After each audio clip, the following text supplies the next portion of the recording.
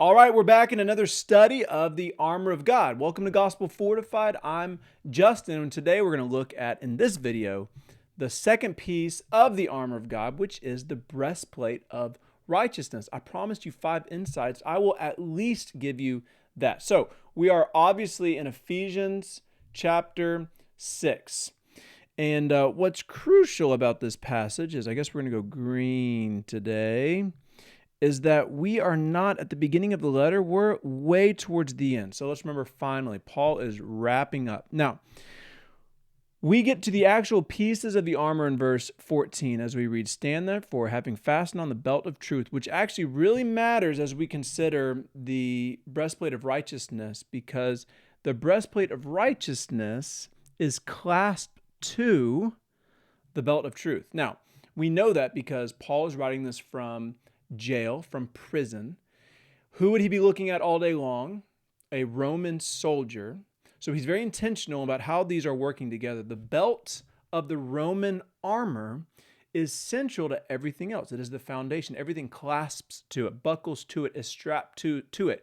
You take out the belt, the armor doesn't work. It is untethered. It floats away, if you will. And so it is as central as the belt is to the soldier, is as central as truth is to the Christian. So, insight number 1 is going to be righteousness is adhering to a standard. Now, that's just important as you think about the word itself. We have to understand the words. Breastplate of righteousness. Breastplate protects the chest, the heart, the lungs, so much. We'll get to that in a second.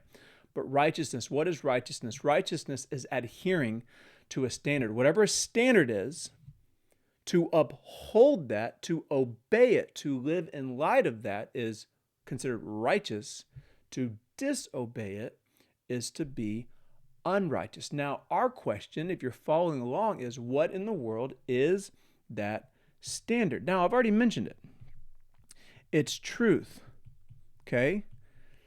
It's the person of Jesus. It is how he has revealed himself in the Word of God. So here's my point with 2, and then I'll tell a little funny story.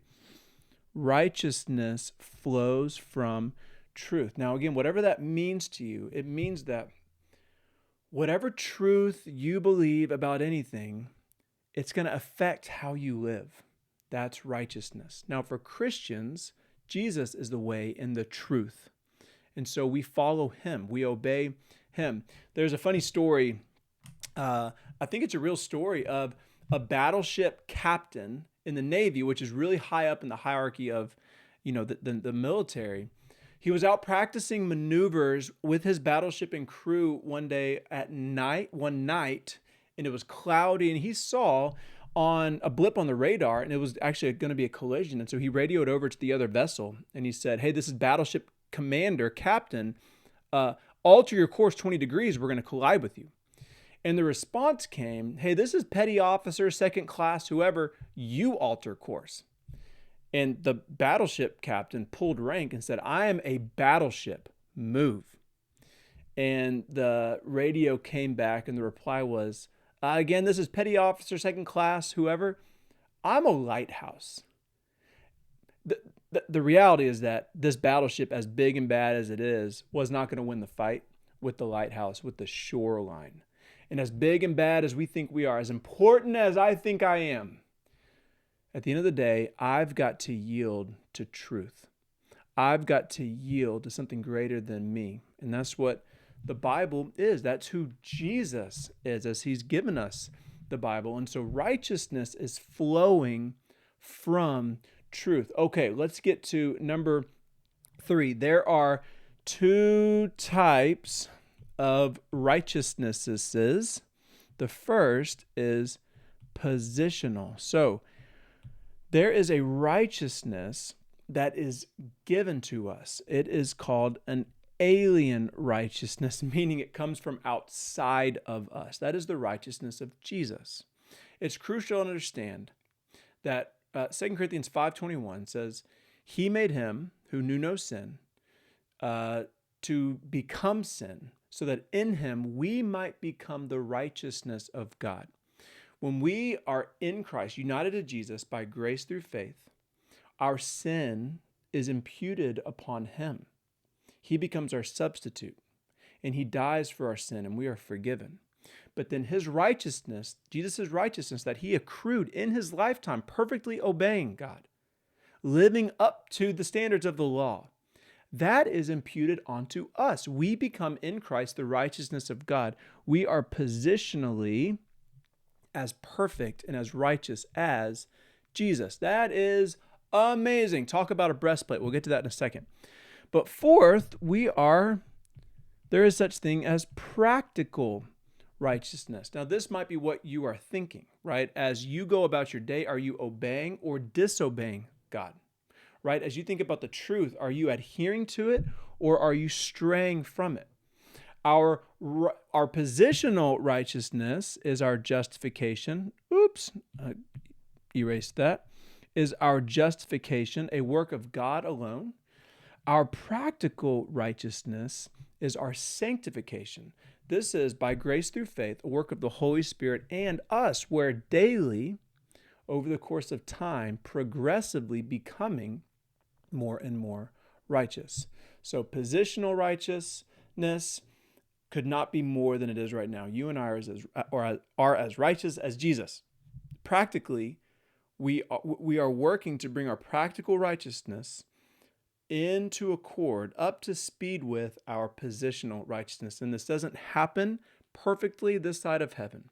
But that's what glorification is all about, where we will one day practically be as holy and as righteous as Jesus. Now, that's a breastplate too, and that's the fifth thing I want to get at. With every single piece of armor, all six of them, what is absolutely crucial to remember is that we put on the armor of God, verse 11, that we can stand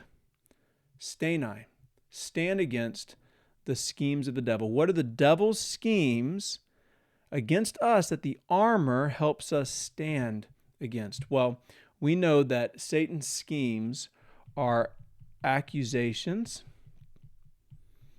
and temptations as we consider the breastplate of righteousness. Now, what I mean by that is in Revelation, Satan is called the accuser of the brethren. What he does all day long is accuse you. So when you sin, you look back on this last week, you look at one of your sins, I guarantee you there was an accusation after that where Satan came at your heart and said, see, you're unworthy.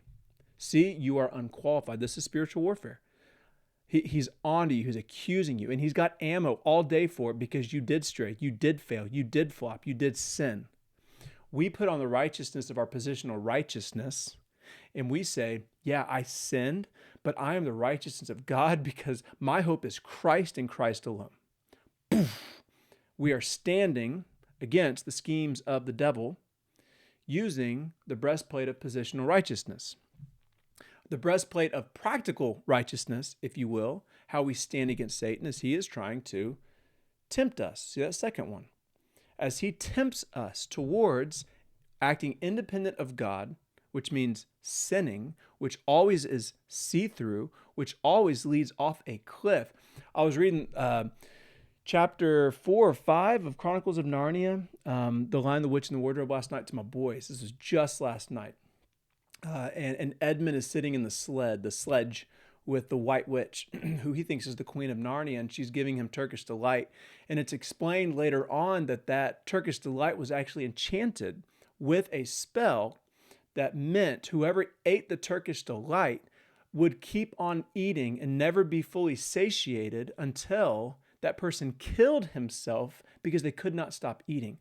It's Lewis's perfect picture of what sin is. When Satan tempts you and me, spiritual warfare, to act independent of God and sin, how we stand with the breastplate of righteousness is by obeying Jesus, even if we don't feel like it, because we trust that Jesus will lead us to a green pasture that carnal pleasure or treasure of the world cannot and will not. And that is how we stand. So these are 5 insights from our Bible study on the breastplate of righteousness. I hope it has edified you, please comment below. Please subscribe. I'm in the low 300s right now of subscriptions, and I just want to see that grow. We can get a community going, and we can just get momentum. It really helps these videos to spread. So please do that, and have a great day. Bye.